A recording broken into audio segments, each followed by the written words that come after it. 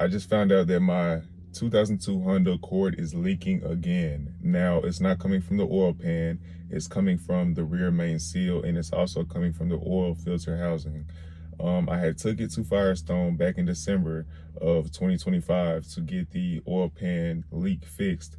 And I didn't realize I was overcharged. They charged me $1,500. They said that if I paid more, because there was two payments. There was one job that was like 1,100, then there was another job that was 1,500, and they leaned towards me getting the $1,500 job, of course, because they said that there would be a lower chance of it leaking again. But guess what? It's not even December of 2026, and guess what? It's leaking again, but it's coming from a different area. So right now, they mentioned that the transmission was leaking. I don't know if they think the transmission is leaking, if it's actually leaking, or if it's the rear main seal. So there's a mechanic shop across the street from my house that I took it to, and it's currently Saturday. They told me to bring it back Monday so they can inspect it and see where the leak is coming from, so they can get me quoted to see if it's even worth fixing.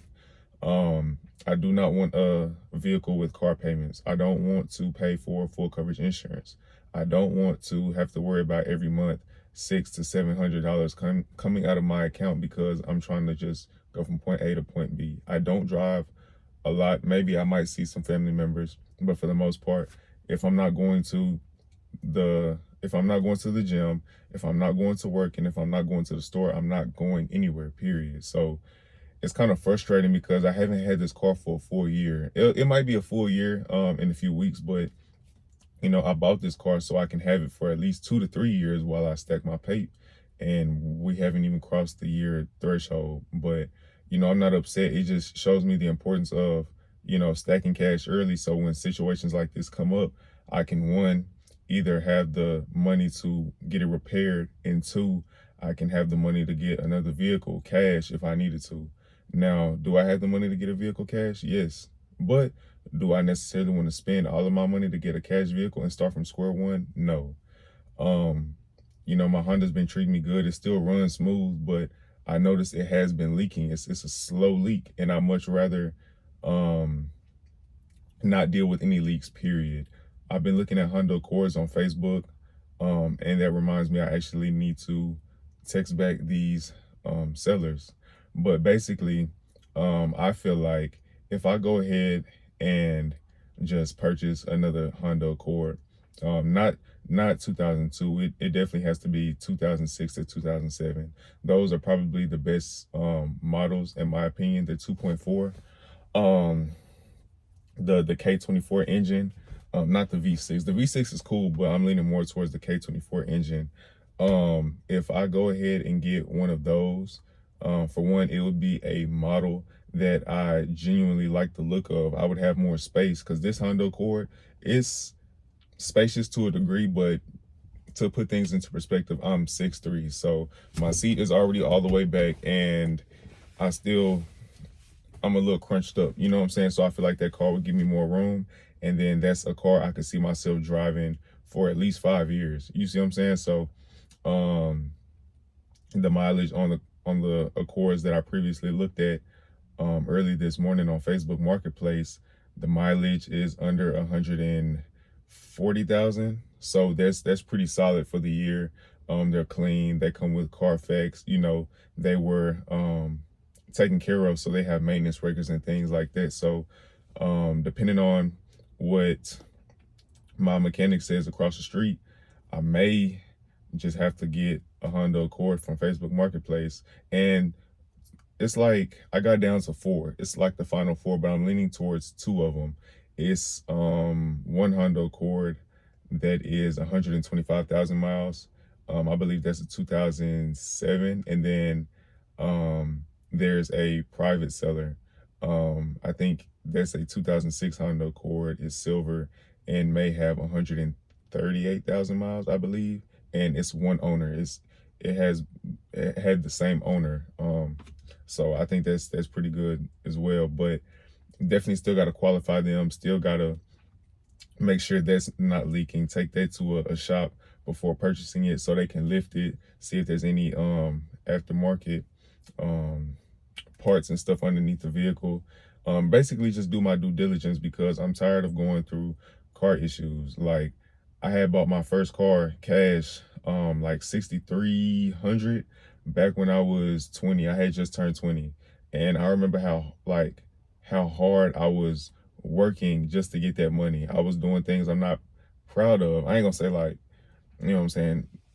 It was illegal. Yes, it was illegal. Let's go ahead and get that out the way. But I said that to say I got the money to get a car, and that car happened to be a lemon because I didn't have any education about cars. You know, I just went for the flashiest thing. And by the way, this was a an Infiniti G37 Coupe, 2008, right? Um, so I had got rid of that because that was leaking. I think the power steering fluid was leaking on the transmission and a whole bunch of other things. But I had got another car out of desperation because I still needed to get to work.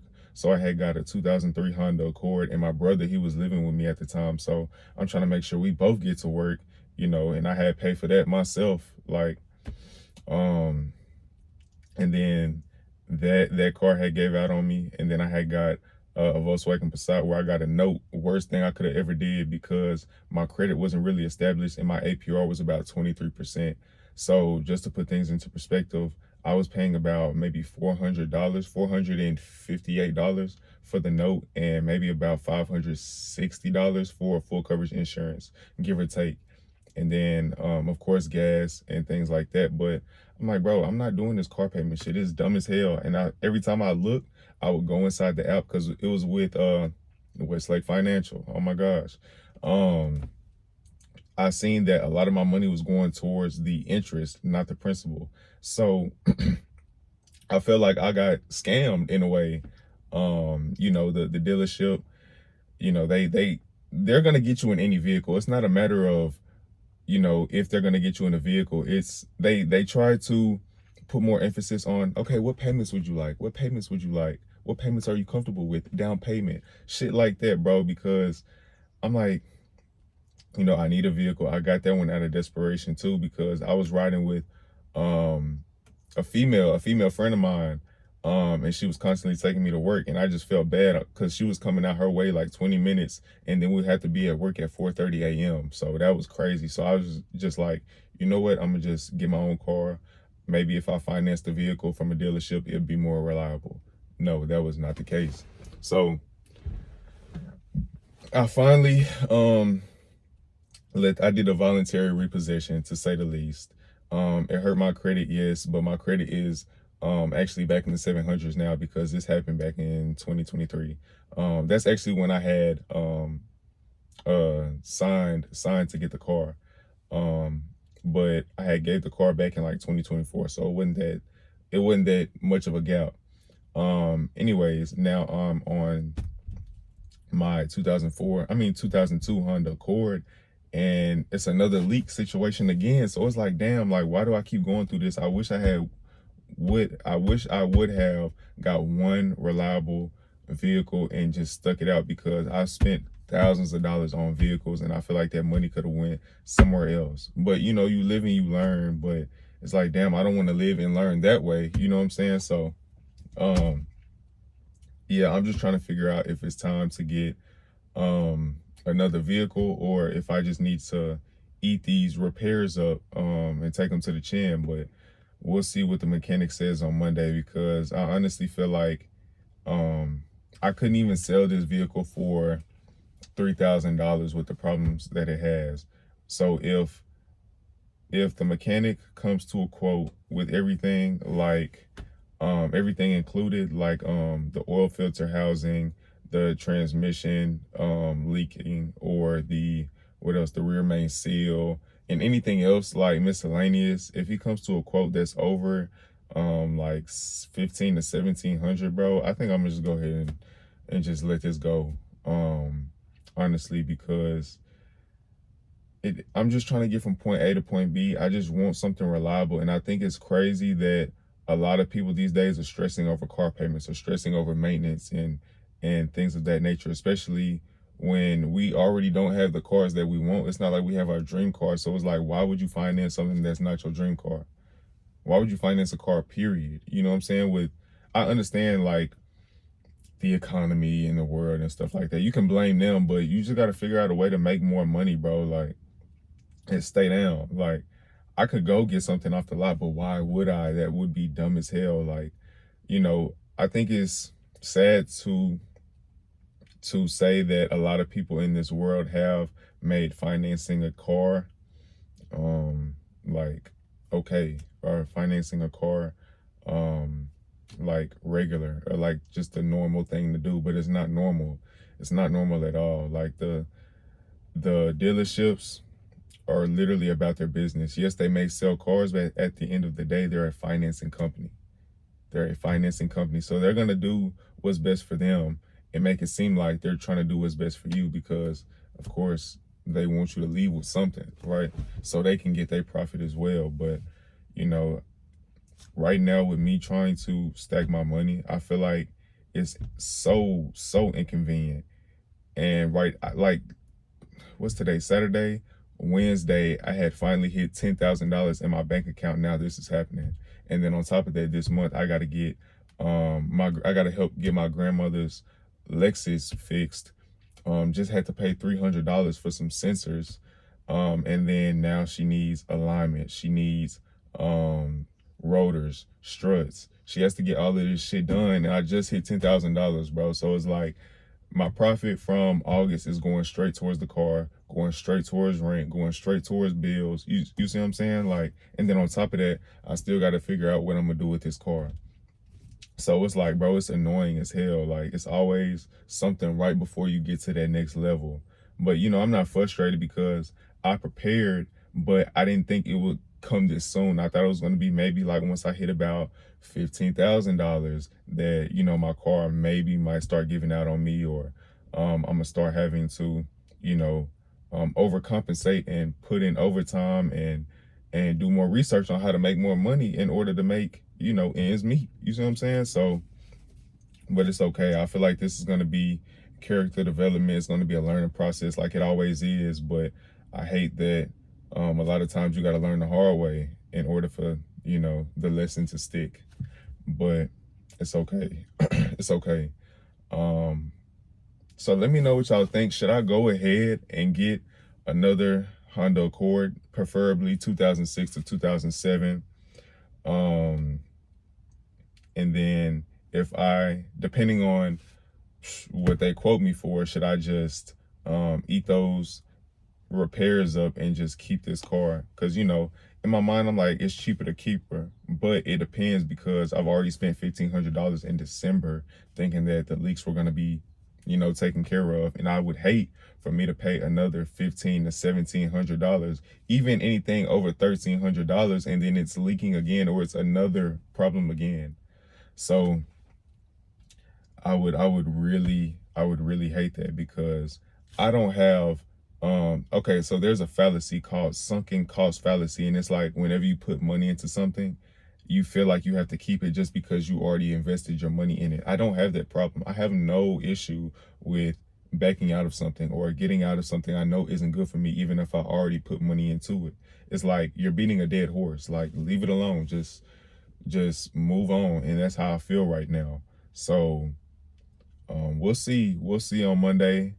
I'm gonna do my own research. I'm gonna also be looking at a few cars just in case I need to pull the trigger. I'm gonna go ahead and text those Facebook sellers and just move strategically as possible, because I know if I get a car note, for the first few months it's gonna be okay, but after a while, I'm not gonna like my job. I'm gonna want to leave my job, but if I leave my job, then I can't make these car payments, and that doesn't give me optionality. I have cash so I can have options. I don't want to be stuck at a job. I don't want to be stuck with a car. I don't want to be stuck with anything that I don't want just because I felt like that was the best option to go. No, I'd much rather have a cash car, you know what I'm saying? No car payment. I don't have any children. So it's like, okay, a lot of that money goes back into myself. I want to keep investing in boxing classes. I want to keep going to the gym. I want to keep investing on eating healthy. You see what I'm saying? I want to keep pouring back into myself, bro, because in 55, I think it's 55 days, less than 60 days for real, I'll be 24 years old. There is no reason that I went through all of these lessons just to finance another vehicle. No way. No way.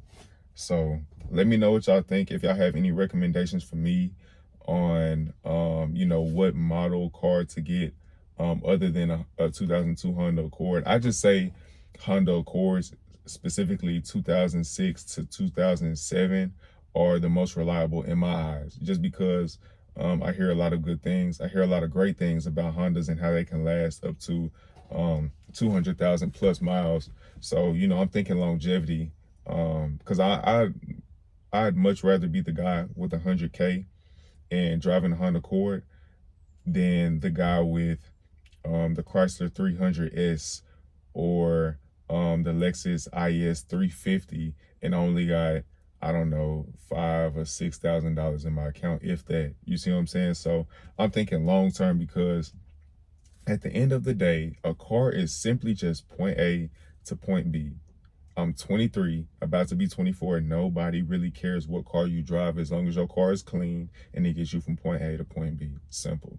I don't care about anybody else's perspective of me, and I'm actually falling in love with JDM cars. Like the Honda Accord that I have now, I started to see a vision. I'm like, okay, eventually when I get the mechanical side down, I can get the rims, like the deep dish rims.